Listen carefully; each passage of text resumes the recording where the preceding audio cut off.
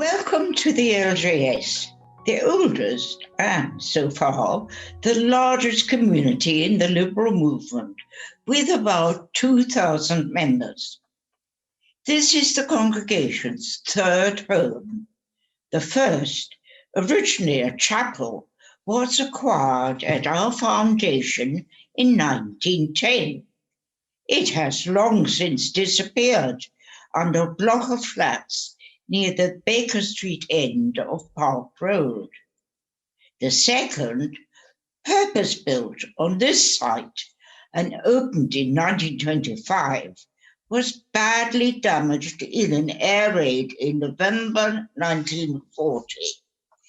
It was repaired after the war, but the unseen effects of the bombing eventually led us to demolish and rebuild. So this building is the result. It was dedicated in 1991. The portico is the only feature left from the previous building.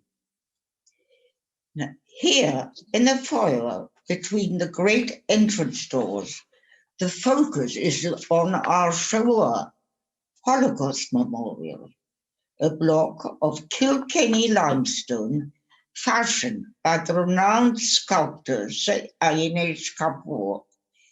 It commemorates the 6 million Jewish people, men, women, and children, murdered by the German Nazi regime 1933 to 1945.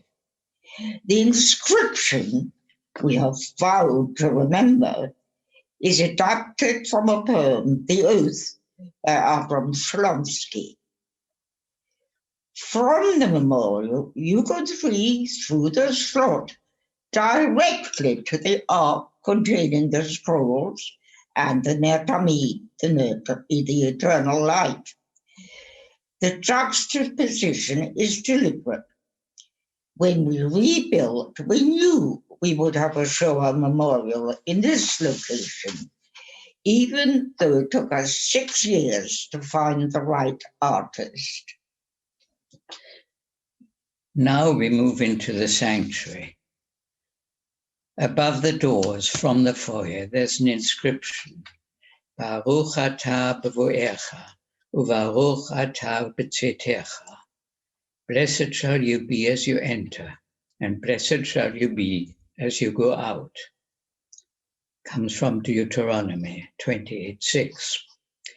The sanctuary was designed by the Israeli architects Cantor Schwartz. It features Jerusalem stone quarried on the hill in the hills between Jerusalem and Hebron. We brought over a team of Palestinian stonemasons to cut and grade the stones. The stone comes in various shades, and the congregation had an opportunity to select the one to be used. The ark doors and Ner Tamid were designed by another Israeli, Amit Shua. We can seat about 930 people, including about 500 in the gallery. Men and women sit together. There is no separation. The lower bima can be retracted to accommodate more seating or to make space for special events like dancing on Simchat Torah. The bima chairs were designed by our member, Jane Feinstein. The tapestry seating was made by about 100 of our members, a great project. The vignettes represent the cycle of the year from Yom Kippur to Rosh Hashanah. The design is echoed in the congregational seating. The inscription over the ark is, Ivdu et Adonai b'simcha, serve the Eternal One with joy, from Psalm 100. You will note that there are no images. Our worship focuses on prayer, supported by beautiful music by our professional singers, as well as a members' choir. And each week we read a portion from the Torah, the 5 books of Moses, the founding text of Judaism, in an annual cycle, beginning with Genesis. In the beginning, God created, and ending with the death of Moses in Deuteronomy. The cycle is perpetual. On the day we say farewell to Moses, we start again with creation. There are 5 scrolls in the ark. The number is coincidental. Each contains all 5 books, and the text is identical. All the scrolls have history. Unfortunately, we don't know as much about them as we would like. This is the youngest of our scrolls, written in Israel just about 100 years ago, and presented to us by a congregant at our 75th anniversary in 1986. It's written on parchment, like almost all scrolls, although the large Sephardi one on the right of the ark is written on leather. The process is painstaking and slow. Writing a scroll can take 18 months. No fountain pen or biro, so the scribe will use a quill or a reed and specially prepared ink. The ink used can be based on iron sulfate or copper sulfate. You can tell which has been used because iron remains black, while copper over time will turn brown, like this little scroll. This is one of 1,564 scrolls brought to this country in 1964 from what was then Czechoslovakia. The Jewish congregations had been closed down under Nazi German rule, and the majority of their members sent to concentration camps. This scroll comes from a small town in Moravia, Moravska Budějovice. It's more than 200 years old and is looked after by our school. It was badly water damaged during 20 years of neglect and storage. Its size suggests it may have been used by a rabbi or teacher visiting small scattered communities without a rabbi. If you'd like to know more about the Czech scrolls, go to the Memorial Scrolls Trust at Westminster Synagogue in Knightsbridge. Reading from a scroll isn't just a matter of opening up and reading. You really have to know your text. All the letters you've been looking at are consonants.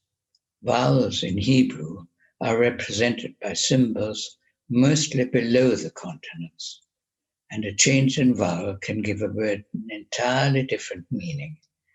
So in order to prepare, most people will use a textbook showing the passage both unpointed, as in the scroll, and pointed. Here is the everyday hub of the building. To the right, the Israel Abraham's Library. It's a reference and members' lending library containing about 6,000 books on a wide variety of subjects. To the left, the foyer is dominated by the Harvest Festival's mural, painted by William Utemolen, commissioned and presented by a member in 1981. It represents the 3 pilgrim festivals, Pesach, Passover, Shavuot, Pentecost, and Sukkot, Tabernacles. It's interesting to note that, created 40 years ago, it depicts a mixed society. Opposite, there's the Montefiore Hall, used for social events, lectures, additional services, and kiddush. To the right, the nursery, used mainly by excellent nursery and preschool, and essential for any Jewish communal institution, the kitchen. A short corridor takes us from the foyer, past the stairs to the upper floor, to the John Rayner room, a purpose-built addition dedicated to the memory of our late senior rabbi. It's used for study sessions, committee meetings, and with its own ark, small services. In February 2019, a stained glass memorial window created by Ruth Kersley was dedicated. Thank you for joining us for this brief tour.